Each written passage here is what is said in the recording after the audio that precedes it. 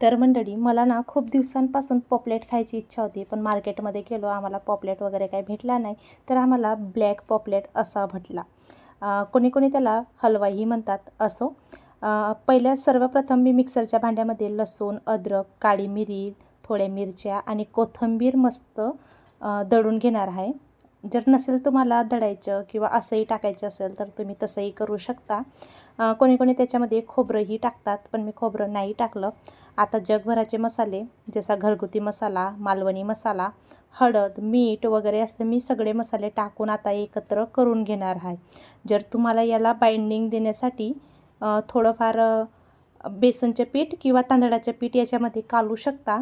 कोणी कोणी त्याच्यामध्ये बाइंडिंग येण्यासाठी ना बेसनच्या पिठाचा वापर करतात. तर मी थोडं पाणी टाकलं आणि निंबू निथळून घेणार आहे. निंबूच्या ऐवजी तुम्ही आमसूलचा पण वापर करू शकता, पण माझा जो अंश आहे ना तो आमसूल वगैरे खात नाही. म्हणजे आमसूलचा रस जर त्या बॅटरमध्ये टाकला तर तो अजिबात तोंडात घेत नाही, म्हणून मी निंबूचा वापर केला.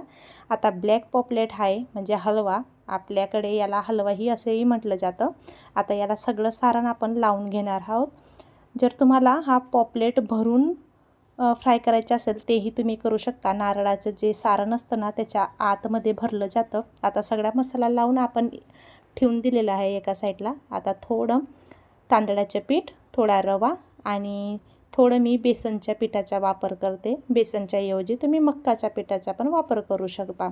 आता थोडी हळद, मालवणी मसाला, थोडा गरम मसाला आणि आपलं थोडं तिखट, घरगुती जे तिखट असतं ते तिखट मी टाकलं आणि चवीप्रमाणे मीठ घालून आता याला मिक्स करून घेणार आहोत. तर या जो रवा आहे ना फ्राय वगैरे करत असताना जर तुम्हाला वरून कोथिंबीर घालायची असेल ना तर तुम्ही कोथिंबीरही घालू शकता. आता जो मसाला लावून पॉपलेट जो होता आपल्याला त्याला या रव्यामध्ये आपण डीप करून घेणार आहोत. म्हणजे रवा याला आता आपण लावून घेणार आहोत. बघू शकता तुम्ही, रवा मस्त असा आपला लावून झालेला आहे. आता आपण याला एका साईडला ठेवून देऊया आणि सगळ्याच माशांना रवा वगैरे लावून आपण ठेवून देणार आहोत. म्हणजे रवा वगैरे लावून एकत्र ठेवल्यानंतर आपण याला फ्राय करणार आहोत. तर एका पॅनमध्ये मी थोडं तेल गरम करून घेतलं आहे. हा जो मासा आहे ना तळत असताना फ्लेम एकदम मीडियम ठेवा. जर जास्त कम तुम्ही ठेवाल तर हा माशामध्ये तेल जास्त म्हणजे पिऊ शकतो आणि जास्त हाय ठेवला तर मासा जळून शकतो बाहेरून आणि आतमध्ये कच्चा राहू शकतो. म्हणून अशा पद्धतीने आपल्याला हा मासा तळून तयार करून घ्यायचा आहे. बघू शकता मस्त असं आवरण आपलं फ्राय होऊन झालेलं आहे वरून आणि एकदम क्रिस्पी हा पॉपलेट फ्राय झालेला आहे आणि खूपच चविष्ट ही रेसिपी आहे. थोडक्यात जर सांगायचं म्हटलं तर पॉपलेट लवर जे असतील त्यांच्यासाठी एकदम छान ही रेसिपी आहे. रेसिपी थोडी जरी आवडली असेल तर रेसिपीला एक लाईक करा आणि आपल्या चॅनलवरती नवीन असाल तर चॅनलला सबस्क्राईब करा.